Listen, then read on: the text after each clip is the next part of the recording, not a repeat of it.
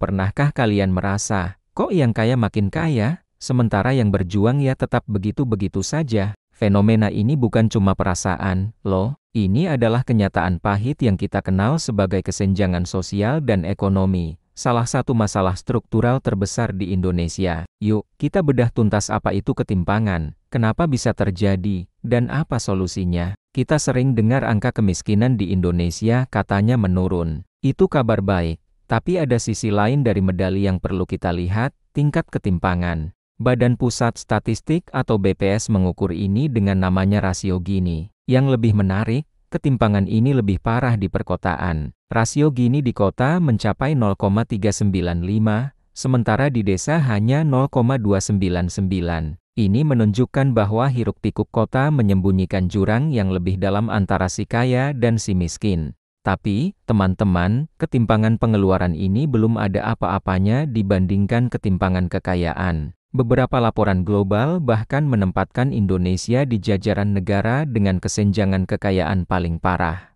Bayangkan, sebagian besar aset, tanah, saham, dan modal terkonsentrasi di tangan segelintir kelompok elit saja. Ini bukan sekadar perbedaan gaji, tapi soal kepemilikan modal yang menciptakan jurang antar generasi. Jadi, apa sih akar masalahnya? Kenapa ketimpangan ini bisa begitu mengakar kuat di negeri kita? Penyebabnya sangat kompleks, gabungan dari faktor struktural dan geografis. Pertama, mari kita bicara soal ketimpangan akses terhadap faktor produksi. Ini adalah fondasi dari semua masalah. Coba kita lihat pendidikan, kualitas sekolah, guru, dan fasilitas antara di Jawa dan di luar Jawa, antara kota dan desa, itu bagai langit dan bumi. Ini menciptakan apa yang disebut inequality of opportunity atau ketimpangan kesempatan. Anak dari keluarga miskin di daerah terpencil akan jauh lebih sulit bersaing mendapatkan pekerjaan layak dengan gaji tinggi dibandingkan mereka yang punya akses ke pendidikan terbaik.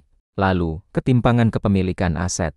Seperti yang sudah saya singgung tadi, kekayaan seperti tanah, properti, dan saham itu terkonsentrasi di puncak piramida. Kelompok ini bisa mendapatkan pendapatan pasif dari aset mereka, yang pertumbuhannya jauh melampaui kenaikan gaji seorang pekerja biasa. Kekayaan ini kemudian diwariskan, menciptakan siklus ketidaksetaraan yang sulit diputus dari generasi ke generasi. Pasar tenaga kerja kita juga punya masalah. Mayoritas pekerja di Indonesia berada di sektor informal. Pedagang kecil, petani, pekerja serabutan. Produktivitas mereka rendah, penghasilan pun terbatas, tanpa jaminan sosial. Sementara itu, hanya sebagian kecil pekerja di sektor formal dengan keterampilan tinggi yang bisa menikmati upah layak dan jenjang karier yang jelas.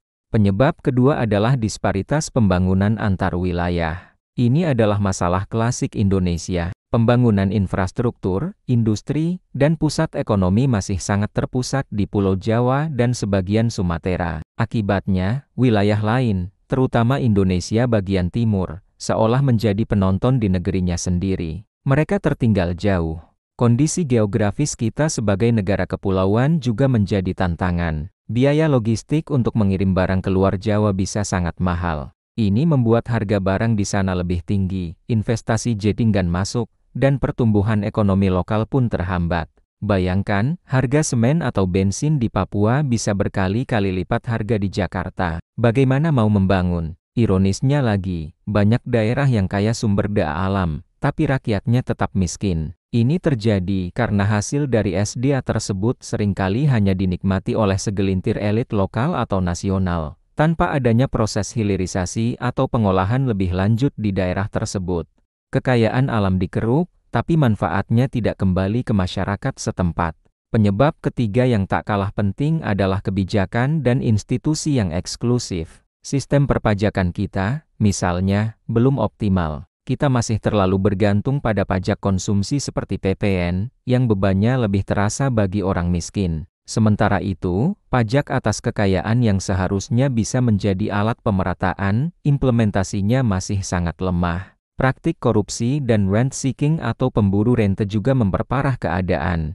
Kebijakan yang dibuat seringkali lebih menguntungkan kelompok tertentu atau kroni-kroni penguasa. Alokasi sumber daya yang seharusnya untuk rakyat, malah bocor dan dinikmati segelintir orang. Ini adalah penyakit kronis yang menggerogoti keadilan. Terakhir, ada pengaruh globalisasi. Bagi mereka yang punya modal, keterampilan, dan akses teknologi, globalisasi adalah berkah. Mereka bisa memanfaatkan pasar global dan investasi asing untuk melipat gandakan kekayaan. Tapi bagi mereka yang tertinggal, yang tidak punya akses dan keterampilan, globalisasi justru membuat mereka semakin terpinggirkan. Melihat semua akar masalah ini, mungkin kita jadi pesimis. Tapi, jangan dulu. Setiap masalah pasti ada solusinya. Pemerintah pun sebenarnya sudah punya strategi, meski tantangannya luar biasa besar. Solusinya harus bersifat struktural dan inklusif, fokusnya bukan cuma menumbuhkan ekonomi, tapi memastikan pertumbuhannya dirasakan semua orang. Pertama, kita harus fokus pada peningkatan kualitas sumber daya manusia.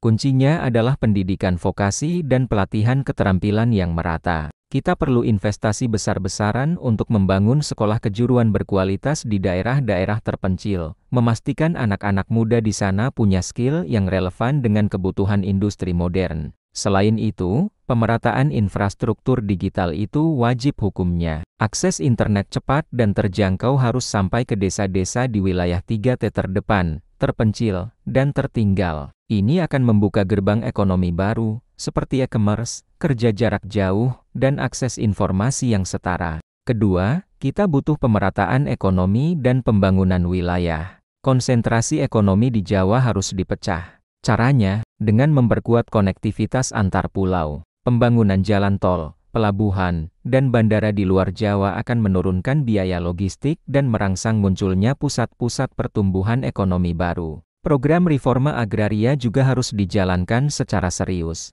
Ini bukan sekadar bagi-bagi sertifikat tanah, tapi mendistribusikan aset produktif seperti lahan kepada petani kecil, nelayan, dan masyarakat miskin, lengkap dengan pendampingan modal dan keterampilan usaha. Tujuannya agar mereka bisa produktif dan mandiri di atas tanah mereka sendiri. Pengembangan kawasan industri strategis di luar Jawa juga krusial. Ini akan menciptakan lapangan kerja massal dan meningkatkan nilai tambah dari sumber daya alam lokal melalui hilirisasi.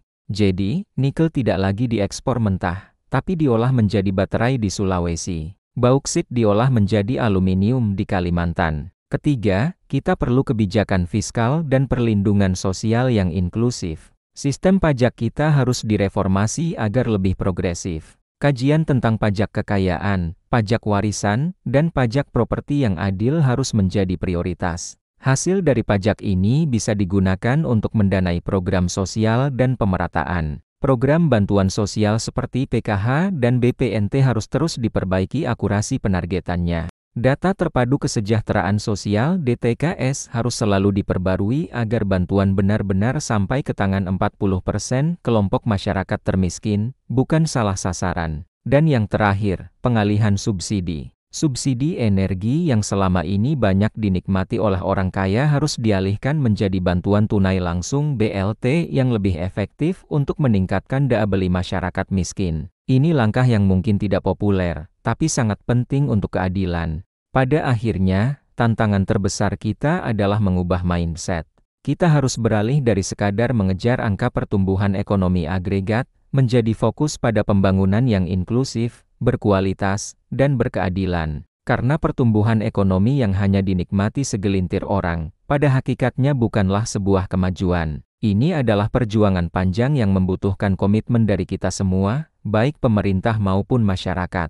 Mari kita terus awasi, kritisi, dan dorong kebijakan yang berpihak pada keadilan sosial bagi seluruh rakyat Indonesia. Terima kasih sudah menonton video ini sampai akhir. Jika kalian punya pendapat atau pengalaman terkait topik ini, jangan ragu untuk berbagi di kolom komentar. Jangan lupa like, share, dan subscribe channel ini agar kita bisa terus belajar bersama. Sampai jumpa di video berikutnya.